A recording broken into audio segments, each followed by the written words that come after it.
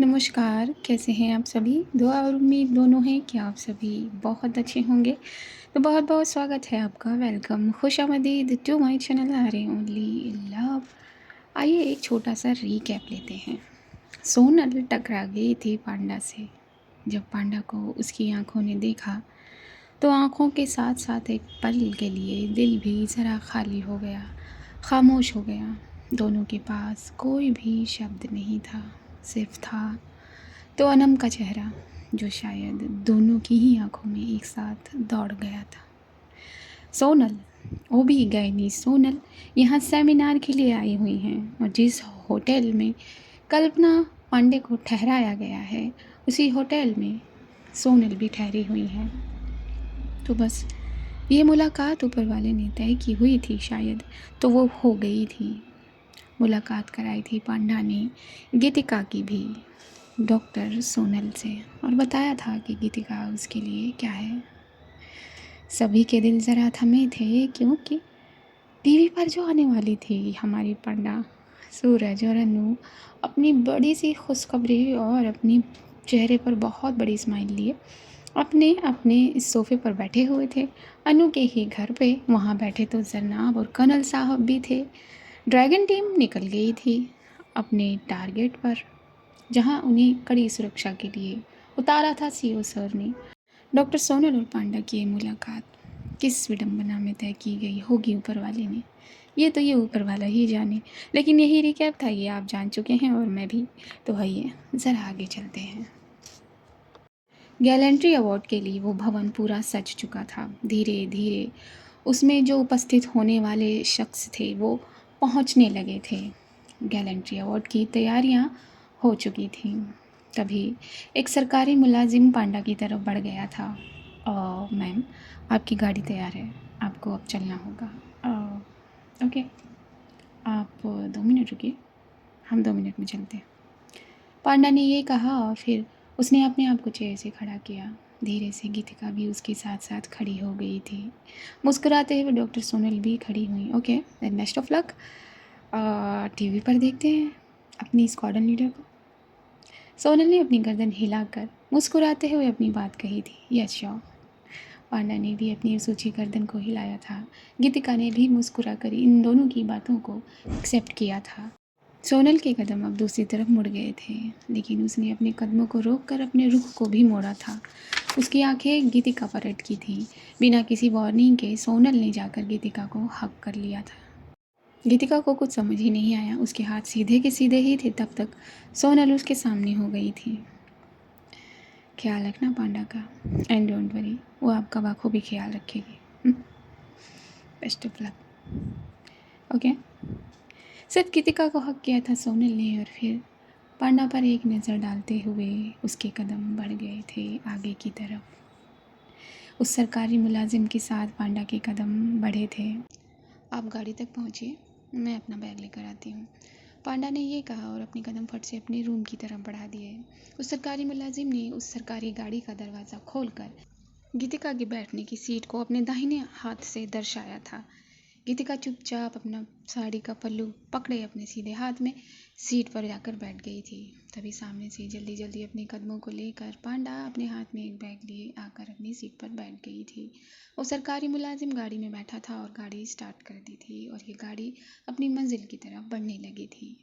वही मंजिल पर तो और कोई भी पहुंच गया था, जिनकी लोकेशन सीओ सर साफ साफ रडार पर देख सकते थे, और उन्होंने अभी को एक ऑर्डर दिया था, और अभी का वो जेट सीओ सर के ऑर्डर पर मुड़ गया था। सीओ सर ने सैम को भी ऑर्डर दिया था, और सैम का जेट भी उनके ऑर्डर को फॉलो करता नज़र आया था। सीओ सर रडार पर, सीओ सर के साथ साथ रडार रूम में जितने भी ऑफिसर्स थे, सबका ध्यान उस बोर्ड पर ही था, उस लोकेशन पर ही था, और सबका दिल तो कहीं ना कहीं पांडा अपने साथ दिल्ली भी ले गई थी। लेकिन duty comes first. Gallantry award के लिए ये भवन पूरा सुसज्जित हो चुका था। सैनिकों के सम्मान के लिए हर हस्ती यहाँ मौजूद थी, जिन्हें यहाँ मौजूद होना तय पाया था। प्रधानमंत्री, राष्ट्रपति, उपराष्ट्रपति, रक्षा मंत्री, गृह मंत्री और हर वो शख्सियत जो आज के दिन के लिए यहाँ मौजूद होनी थी। पहली कतार में हमारे माननीय प्रधानमंत्री गर्दन उठाए बैठे हुए थे और सभी सहभागी जो थे उनके, वो उनकी ही कतार में बैठे थे। राष्ट्रपति ठीक सामने थे और उनके दाहिने बाहिने उनके अंगरक्षक। सैन्य बल को एक अलग कॉर्नर सौंपा गया था जिसमें हर सैन्य बल के सैनिक मौजूद थे। तीसरी रो में बैठी थी पांडा अपनी नीली शर्ट में। उसके सीने पर रंग बिरंगी उन पट्टियों की कतार थी। अपने सर पर वो ताज पहने बैठी हुई थी जो तिकोना सा नज़र आता था। उस ताज में उसके देश की गरिमा थी जो हीरे मोतियों को भी मट्टी बनाने का मादा रखती थी। अपनी गर्दन की ही तरह अपनी कमर को बिल्कुल सीधा किए अपनी चेयर पर बैठी हुई थी पांडा। ज़मीनी, हवाई और समुद्री हर सैन्य बल के सैनिक थे यहाँ और सबकी कतार थी। सब अपनी अपनी कतार में बैठे हुए थे। हर बेस से सैनिक आए हुए थे, लेकिन इन सभी सैनिक में सिर्फ एक ही थी, स्क्वाड्रन लीडर कल्पना पांडे, फ्लाइंग गर्ल। जो भाव उसकी गर्दन में था वही भाव उसकी कमर में था और वही भाव उसका सीना लिए हुए था। भाव तो दो आंखें भी वही लिए हुए थी जो दाहिनी तरफ से फोर्थ कतार से एट्थ चेयर से उस पर पड़ रही थी, अपनी स्क्वाड्रन लीडर पर पड़ रही थी, उसकी सुराहीदार गर्दन पर पड़ रही थी। दूरी तो काफ़ी नहीं थी निगाहों और स्क्वाड्रन लीडर के बीच में, लेकिन उन दूरी को भी भेद दिया था गीतिका के दिल ने और उसकी निगाहों ने थाम लिया था स्क्वाड्रन लीडर की उस सुराहीदार गर्दन को। समारोह शुरू हुए वक्त निकला था। अनाउंसमेंट हो रही थी, किसी का नाम गूंजा जा रहा था। राष्ट्रपति अपने चेयर से उठकर पुरस्कार सौंप रहे थे। कोई खुद लेने आ रहा था तो किसी की माता श्री आ रही थी, किसी की अर्धांगिनी आ रही थी, तो किसी के फादर साहब, तो किसी के भाई। इसी तरह इस समारोह के इस पुरस्कार वितरण में बढ़ोतरी होती चली जा रही थी। मिस्टर पांडे घर में अकेले ही थे और ना जाने क्यों उनका दिल बेचैन था। कहाँ चली गई हैं ये सुबह सुबह? उन्होंने अपने आप से बात की। मिसिस पांडे सुबह सुबह ही अपने घर से निकल गई थी, कोई बहाना बनाकर। मिस्टर पांडे ने पूछा भी था, कहाँ निकल रही हैं आप इतनी सुबह सुबह? अरे वो बस थोड़ा सा काम है, मुझे मिसिस कपूर के घर जाना है, उन्हें कुछ ज़रूरी चीज़ें देनी हैं। मैं जल्दी आ जाऊंगी। मैंने नाश्ता बना दिया है, आप खा लीजिएगा। मिसिस पांडे ने ये कहा और जल्दी जल्दी अपनी चप्पल को जल्दी जल्दी अपने पैरों में डालते हुए घर से निकल गई। दरवाज़ा बंद कर दिया। मिस्टर पांडे कुछ पूछते उससे पहले ही मिसिस पांडे घर से निकल चुकी थी। अजीब जल्दबाजी है। मिसिस पांडे तो कभी इतनी जल्दबाजी में नहीं रहती, फिर आज क्यों? अपनी भवें कोड़ ली थी मिस्टर पांडे ने। फिर वो रसोई की तरफ बढ़ गए थे। जैसा कि मिसिस पांडे ने कहा था कि नाश्ता तैयार करके रख दिया है, तो नाश्ता तैयार था। नाश्ते को अपने हाथ में उठाकर जल्दी जल्दी अपनी चाय को गर्म करके अपने कप में डाल लिया था मिस्टर पांडे ने और जल्दी जल्दी अपने घर के हॉल में बढ़ने लगे थे। चाय का कप लिए कोई और भी जल्दी जल्दी आगे बढ़े जा रहा था। वो और कोई नहीं, जरनाब थी, क्योंकि कर्नल साहब ने जल्दी जल्दी चाय मंगवाई थी अपनी बेटी से। जरनाब ज़रा आज अपने घर आ गई थी। चाय और कॉफ़ी की डिमांड तो सूरज और अनु का दिल भी कर रहा था।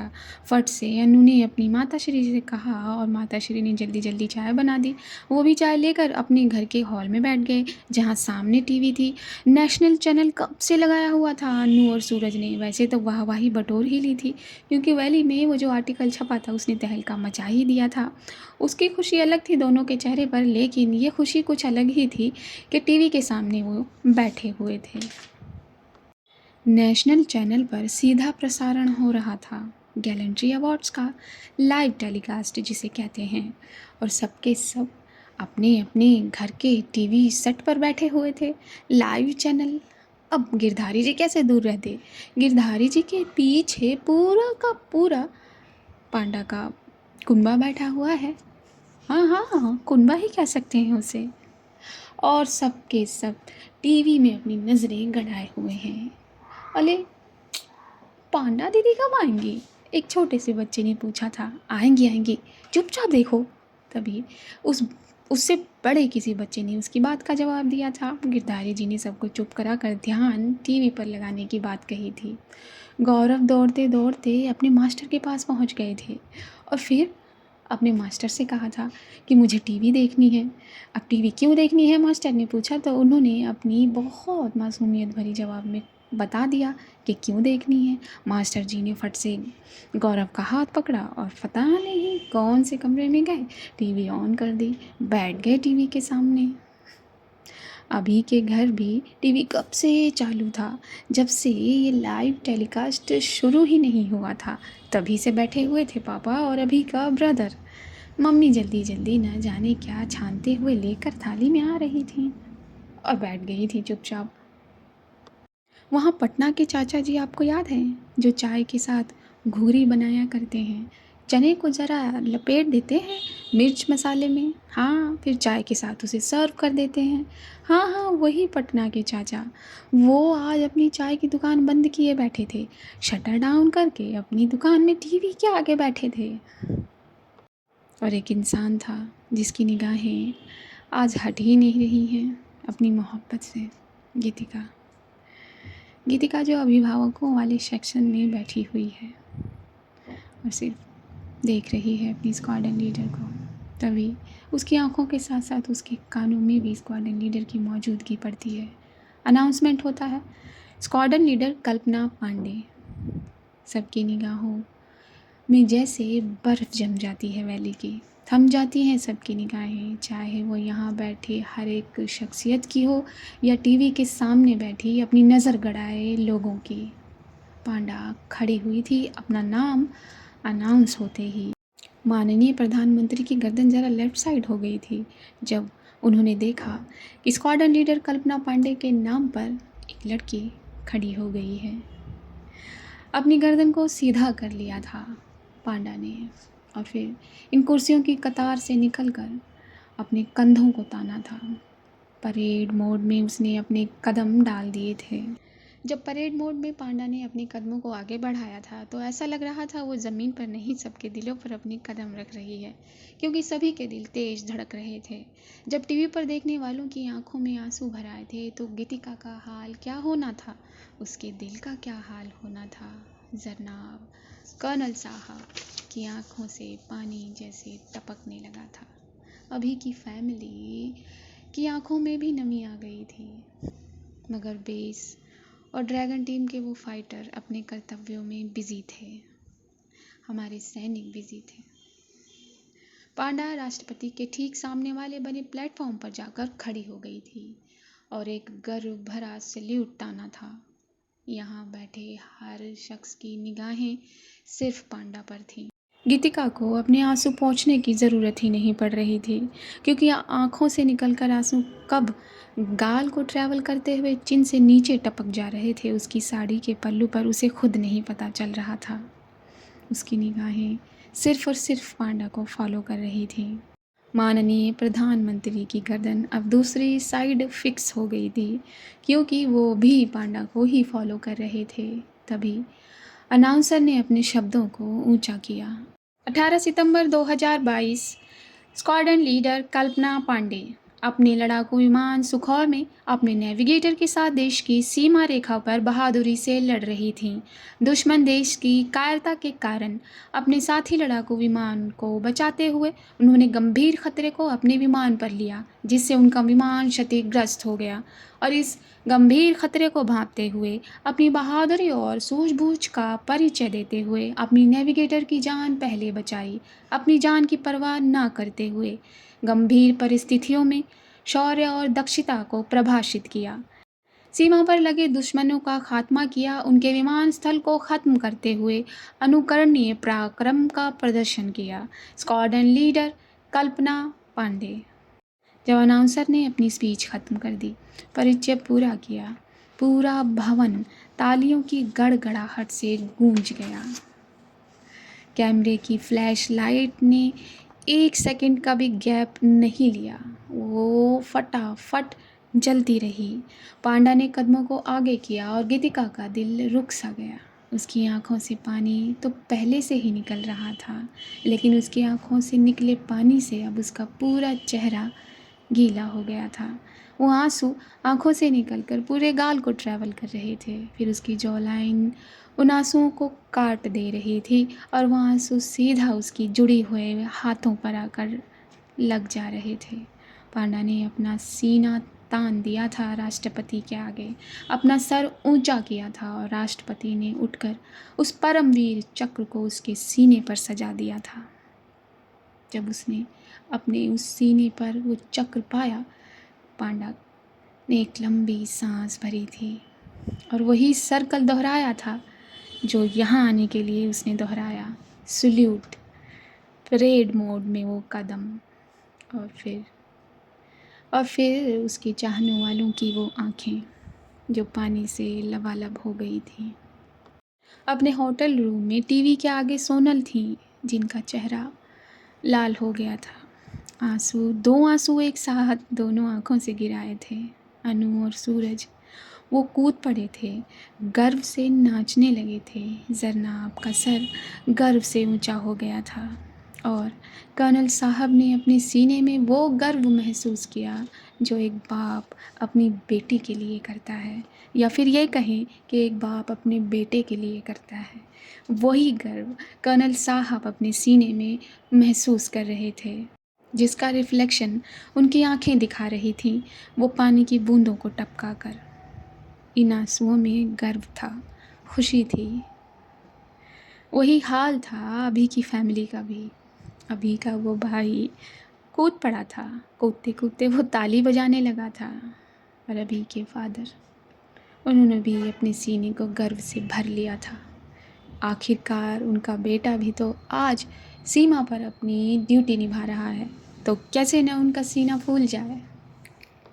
गौरव महाशय ने जैसे ही अपनी स्क्वाड्रन लीडर को टीवी पर देखा, वो ताली बजाते हुए नाचने लगे थे। गिरधारी जी अपनी आंखें पोंछ ही रहे थे कि बच्चों ने नाचना गाना शुरू कर दिया था, शोर मचाना शुरू कर दिया था। दूरभाष की आंखें नम हो आई थीं। I am very proud of you my panda, दूरभाष के लबों ने चुनिंदा लबों को कहा। अम्मा की आंखों में चमक ही चमक थी और उनका दुपट्टा पूरा भीग गया था। क्या इस दुपट्टे के भीग जाने के कारण आंखों में चमक थी, या आंखों की चमक से ये दुपट्टा भीग गया था? एसीपी उमरान अपने मोबाइल में ये सब कुछ देख रहे थे। Congratulation Panda, I am very proud of you. आप जैसे जवानों की बहुत ज़रूरत है हमें, बहुत ज़रूरत। एसीपी उमरान की लबों पर मुस्कान आ गई थी। रडार पर सीओ सर जो ऑर्डर दे रहे थे सैम और अभी को, उन ऑर्डरों में ज़रा विराम आया था, क्योंकि सीओ सर ने दूसरी खबर दोनों तक पहुंचा दी थी। अभी का दिल कूद जाने को कर रहा था। तभी पीछे बैठे नेविगेटर अमीज़ ने ज़रा थामा था अभी को, और फिर अमीज़ भी इतना खुश हुआ था कि उसने जेट में ही अपने पंच हवा में लहरा दिया था। अभी की आंखें नम हो आई थी। अपने जेट में अपने कर्तव्य को निभाते हुए भी अभी रो पड़ा था। सोनल ने अपनी साड़ी से अपनी आंखों को पोंछ लिया था। देखा आपने अनम, आपकी कल्पना कितनी ऊंची उड़ान ले गई है और दूसरों के लिए कल्पना बन गई है। आप ठीक कहा करती थी कि ये फ्लाइंग गर्ल है और इसको बहुत ऊंचा उड़ना। आप ठीक कहा करती थी। सोनल ने अपनी आंखों को पोंछते हुए डॉक्टर अनम को याद किया था, और फिर ये गैलेंट्री अवार्ड समारोह ज़रा धीरे धीरे समापन की ओर बढ़ गया था। एक ही तो थी कल्पना पांडे, जिसका नाम गूंजते ही खुद माननीय प्रधानमंत्री ने तालियों की गूंज में अपनी ताली भी शामिल कर दी थी। वही है कल्पना पांडे। गीतिका के दिल में जैसे उसे टीस लग रही थी, न जाने किस चीज़ की, और बस तालियां बजाते बजाते रो रही थी। पांडा ने ज़रा अपने आप को मोड़ा था और उसकी निगाह गीतिका पर गई थी।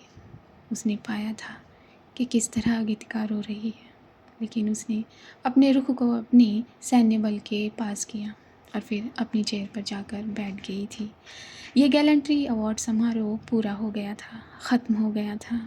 जैसे कि मैंने कहा, एक ही तो है स्क्वाड्रन लीडर कल्पना पांडे, लेकिन ना जाने कितने के दिलों में बस चुकी है वो, ना जाने कितनों के दिलों को गर्व से फुला चुकी है, ना जाने कितनी आँखों में वो कल्पना बन गई है। हाँ, शायद उसे देखकर एक और कल्पना पांडे तैयार हो जाए। कितना गर्व महसूस कर रहा है हर वो दिल जो पांडा से जुड़ा हुआ है। सिर्फ उसके पास वाले लोग नहीं, आप, क्या आप गर्व महसूस नहीं कर रहे, जिनके कानों में कल्पना पांडे की ये कहानी पढ़ी जा रही है? कर रहे हैं ना? तो ज़रा कमेंट करके बता दीजिए, क्योंकि आज के इस भाग में इतना ही। जानेंगे, सुनेंगे कि आगे क्या हुआ, लेकिन अगले भाग में इसी तरह अपने दिल को गर्व में डुबाते रहिए, उस तरीके का कर्म कीजिए, दुआएं करिए, ख्याल रखिए अपने पेरेंट्स का, दुआएं करिए अपने पेरेंट्स के लिए, दूसरों के पेरेंट्स के लिए, सभी के पेरेंट्स के लिए दुआएं करिए, नीडी चिल्ड्रंस के लिए दुआएं करिए, इंसानियत के लिए दुआएं करिए, हर उस प्रेग्नेंट लेडी के लिए जो अपने अंदर एक नन्ही सी जान को सींच रही है। दुआएं करते रहिए। जिस लेवल पर आप हैं उसी लेवल पर किसी की मदद कर दीजिए, चाहे वो मदद एक फुल स्टॉप बराबर क्यों ना हो, मदद कर दीजिए। ये मत सोचिए कि मैं इस लेवल पर जाऊंगा तो ये शुरू करूंगा या करूंगी, नहीं, जिस जगह पर हैं उसी जगह से शुरू कर दीजिए। मुझे यकीन है कि ऊपर वाला, ये यूनिवर्स की जो पावर है, जो शक्ति है, वो उस छोटे से फुल स्टॉप को एक बहुत बड़ा सर्कल बना देगी, बहुत बड़ा। आप जैसे जैसे लेवल पार करते चले जाएंगे, वैसे वैसे वो फुल स्टॉप सर्कल में बदलता चला जाएगा। ये मेरा मानना है, मेरी सोच है। अगर आपकी रूह इस पे कायम होती है तो करिए, वरना जाने दीजिए।